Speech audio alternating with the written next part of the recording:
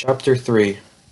We head in the direction of the store closest to Pequeña's house, but there are several cars parked in front and some yelling.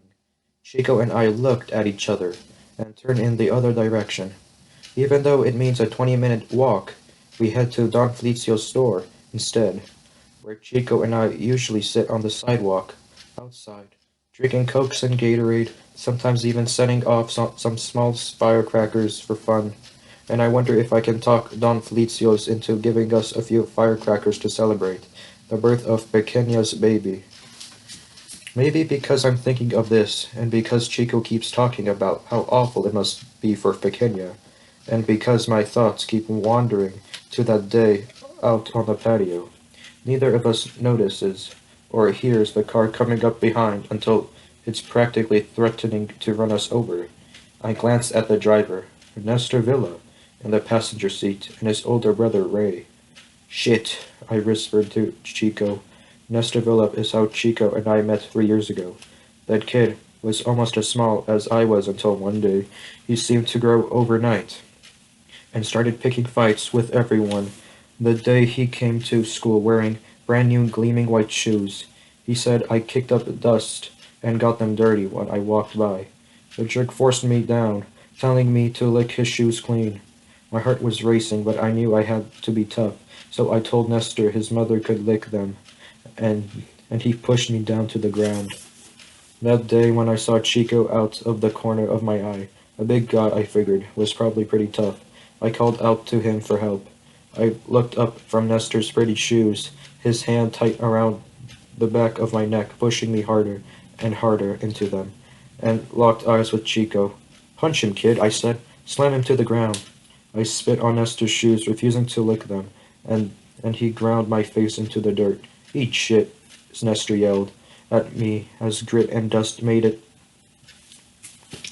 as Nestor yelled at me as grit and dust made its way into my mouth, became muddy with my saliva. I spit it out onto his shoes. Mess him up, I yelled to Chico, pleading with him, but Chico looked scared. His voice trembled when he told Nestor to stop, and all my hopes died.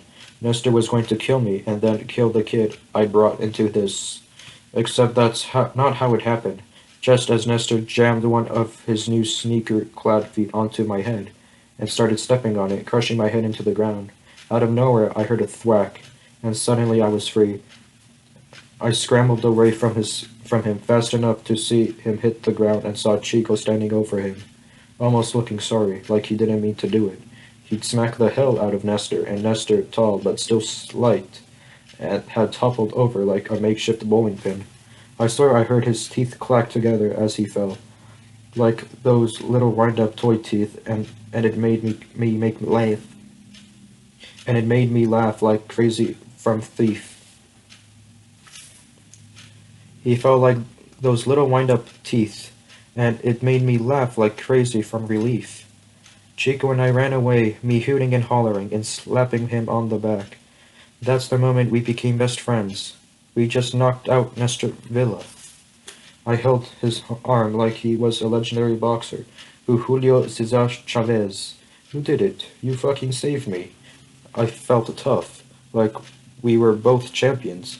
I felt stronger with Chico around, and when he smiled, I could tell he felt it too. Neither of us, it turned out, had siblings or any friends, and that day it felt like we were two missing puzzle pieces that finally found each other and locked into place.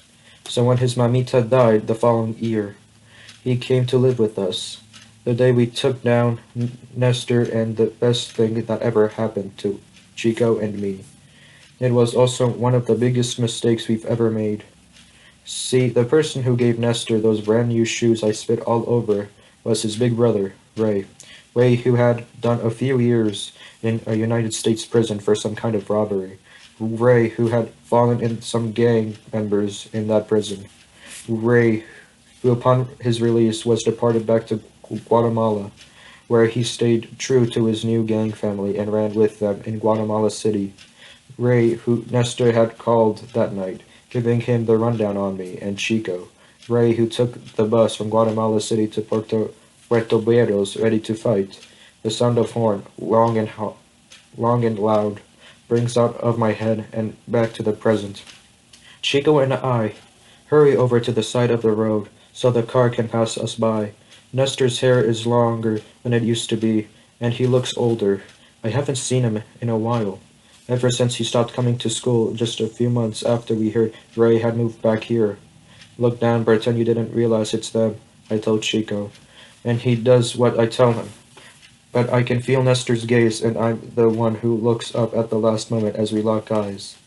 A slight smile creeps across his face like he knew I'd look up, like he knows everything. He and Ray laugh, and the next thing I know, the car speeds off out of sight, leaving us in a cloud of dust. Chico turns to me and said, "Let's just go back. I'm not even thirsty anymore." I'm about to agree with him, but I stop myself. One, because we're almost at Don Felicio's store. I can see the rust tin roof from here. Two, because Nestor and Ray are gone. Three, because Chico's a bad liar. His lips are cracked and little beads of sweat cling to the dark peach fuzz that was starting to come in on his upper lip.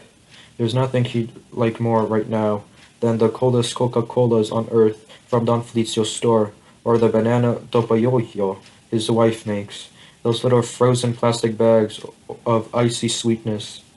And four, because I feel like an asshole for cracking on Chico's shirt like this morning and teasing him just last week about looking like Cantinflas with his baby mustache.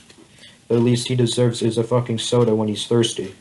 Besides, I refuse to let a look from Nestor and Ray force us into changing our plans. We're almost there, I tell him, but Chico has stopped in the middle of the road and he is looking back and forth from Don Felicio's store to the direction of Tia Lucia's house. Come on, I plead. You saw how he took off. Besides, I'm going to get a couple firecrackers too, for when the baby is born. He smiles at this, then begrudgingly starts walking in the direction of the store. Fine, but let's hurry. I feel a little guilty. I hate to make Chico do what he doesn't want to do. I mean, I'm the one always telling him to stand up for himself. But when he does, I still convince him to do what I want. Diablo, man. What's up with this heat? I told Chico as we walk, I don't know if it's running into Ray or the sun overhead, but it feels like the hottest day of the year suddenly. I tried to take a deep breath, but the air feels thick and wet and suffocating. I take small, shallow breaths instead of pulling my shirt away from my sticky body, keeping in mind the taste and feel of an ice cold soda. Why do you think he came back to Barrios anyway? Chico asks, as the sun beats down on us. Who, Ray? I shrug. We'd all heard the rumors of how Ray missed being a big fish in a small pond, so he left Guatemala City. But really, who knew? Forget it. But really, who knew? Forget it, I told Chico, not wanting to think or talk about Ray anymore. But I can't forget what happened. Ray waited for Chico and me outside school the day after our fight with Nestor. He walked towards us, and my heart with each thump felt like it could take no more. Each of Ray's slow steps in the direction felt like last breath, but I didn't show my fear. When he finally stood in front of us, what he did was stare at us for a very long time, enough time for me to how notice how his eyes were so black you couldn't even see the pupil, enough for me to notice the scar that ran from his cheekbone to his chin on the right side of his face, and the way his two front teeth overlapped slightly. The intensity of that stare, the way he held my gaze, reminded me of a snake charmer. He circled us, his eyes never leaving ours, stalking, like an animal does its prey. And then I felt an explosion in my head, a simultaneous darkness, a simultaneous darkening, a simultaneous darkening and brightening in my mind, a flashing, pulsing light against a dark, dark night. I thought he shot me in the head. That's how hard he slapped me. I staggered backward. I fell hard on the concrete, and then I heard Chico yelping like a wounded animal. You get slapped because you were You got slapped because you two are little bitches, he said, towering over us. This is a warning because I'm a good person.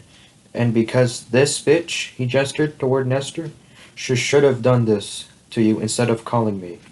Nestor and his friends who had witnessed the whole thing and he had been hooting and hollering the whole time suddenly stopped. I'll never forget the cold, meaningful look Ray gave Nestor, or the look of shame that passed over Nestor's face before he looked down.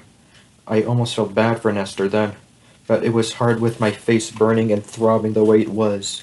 Either way, I think that was the exact moment Nestor decided he would sell his soul and do anything to impress Ray, to improve himself to his brother from that day forward. Chico and I went home wearing our pain. Our faces were bruised. Mama noticed and questioned us relentlessly, our story constantly changing until finally we admitted we'd been in a fight. A stupid fight in the school courtyard because someone made fun of Chico's mother, we said. We didn't tell her about Ray, and Chico and I steered clear of Nestor after that. When Ray suddenly moved back to Puerto Barrios last year, we steered clear from him too, because I never forgot that slap, or the nights afterward that I spent pressing into my bruised cheek, staring at the darkness of my room, mad at myself and wondering what kind of guy takes six-hour bus trip to Puerto Barrios and a 6-hour bus trip back to Guatemala City just to issue a slap to a 12-year-old and a 10-year-old boy. A wolf, that's who. Don Felicio smiles and calls out to us soon he sees us coming up the road. He's always standing out at the counter, waiting for someone who wants a soda or ice or batteries or gum. The old man barely inflates his prices, even though he could. A lot of the neighborhood store owners do since it saves people a trip on the bus all the way to the market. Don Felincio's, though, he's too nice. He doesn't have the heart of a businessman. Ajatios, he says, calling out to us affectionately and flashing his yellow-toothed smile. Come, come, keep an old man company. Business is slow. I look around, realizing there aren't as many men around here as there used to be. The ones I would listen to carefully as they talked about how they were planning to leave for the States, or how they had already made the trip once and were headed back there again. How they crossed the river, how they roped La Bestita, or paid a polioro, how they followed a coyote through the desert. Sometimes I even get to ask a few questions before Don Feli would look at me with a sad smile and say, "Don't even think about breaking your mama's heart like that, Bulga." I look at the old man now. "Bueno," he says. "Como están?" "We're good, Don Feli, but poor." Chico answers as we step up to the counter. He takes out his money and asks for a Coke. "Just one?" Don Felicio said, looking at me. I shrug. "I tell you what, I got a big shipment of drinks after Semana Santa last week. The celebrations around here wiped me out, so there are some sodas in the back I need to put in the big cooler. You guys stock all the pallets I got back there, and I'll give you 2 sodas for the price of 1.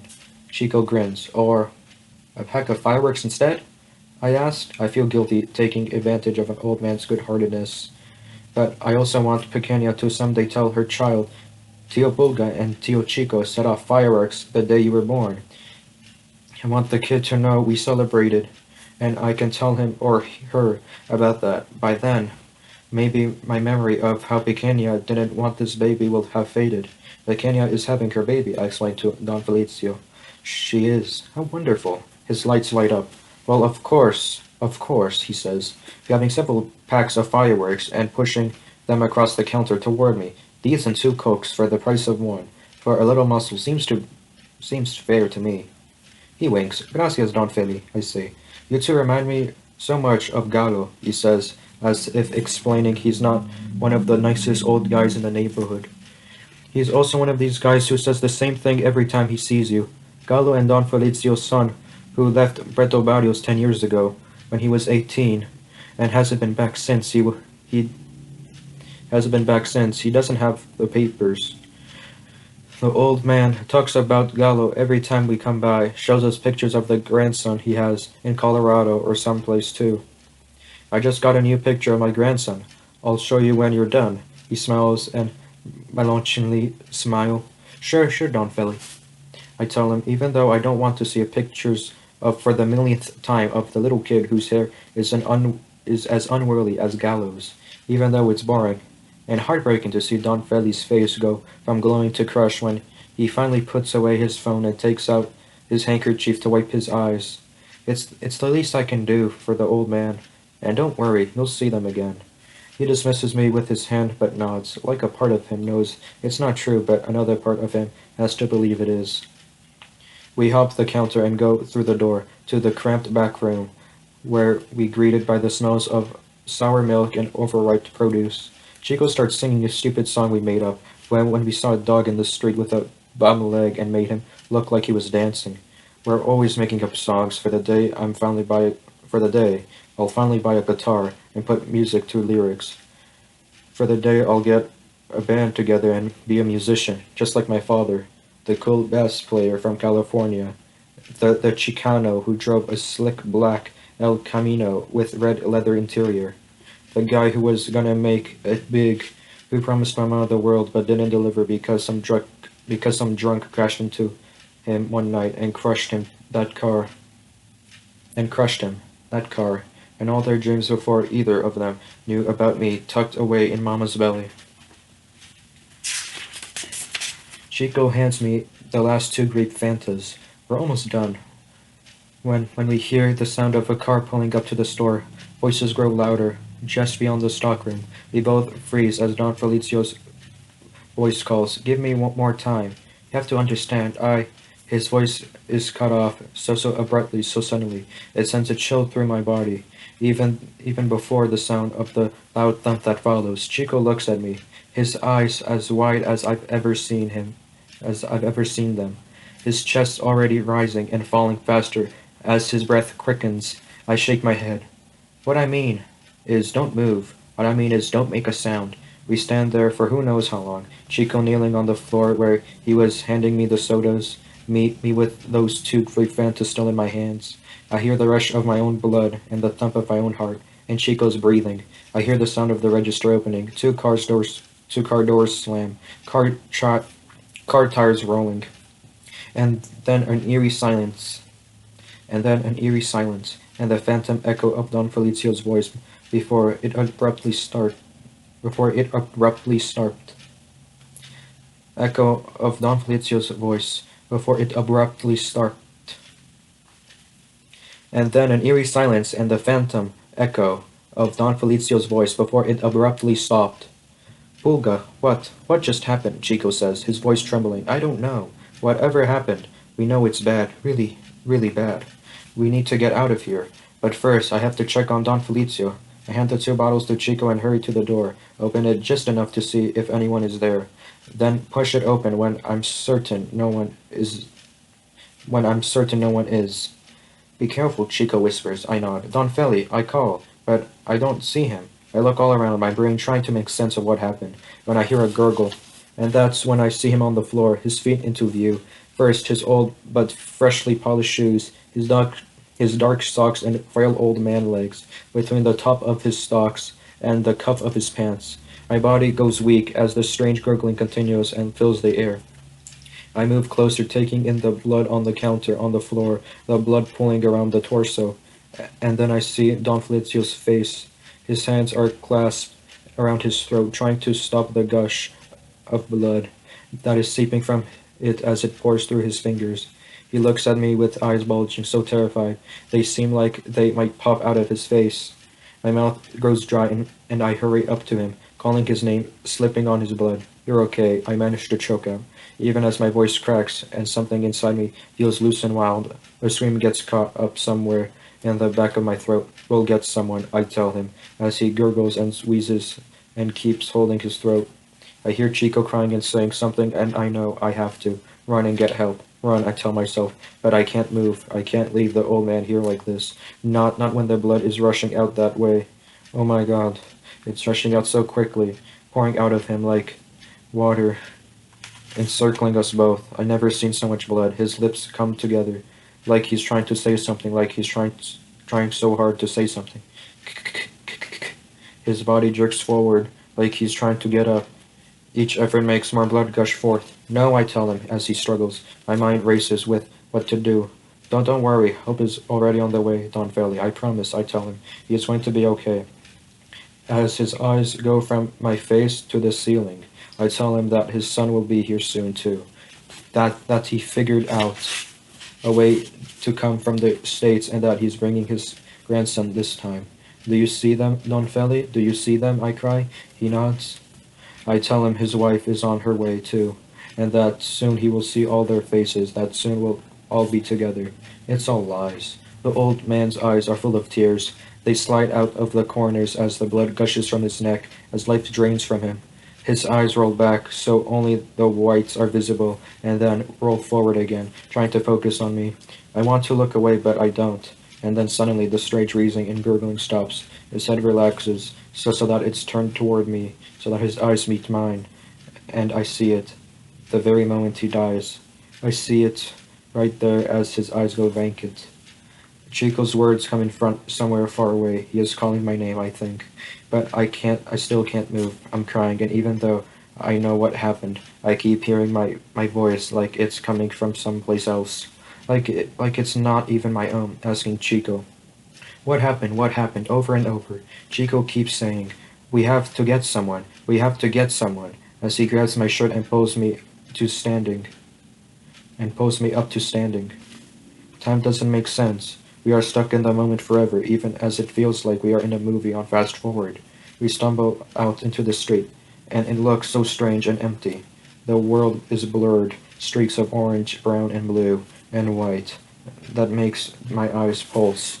I'm dreaming, I think, even as I catch a glimpse of my hands and shoes covered in blood, even as I hear Chico's strange whimpering next to me, and his incomprehensible jumble of words. I think he is asking me where we should go. I see his face and I, trying to make out words, but I can hardly make sense of anything. All I know is all I know is we have to run, hard and fast and without looking back, away as quickly as possible, away so you're not a witness, so you're not part of any of it, so no one can ask you questions, so no one knows you were there. We run, rerun. It's the way you learn to live around here.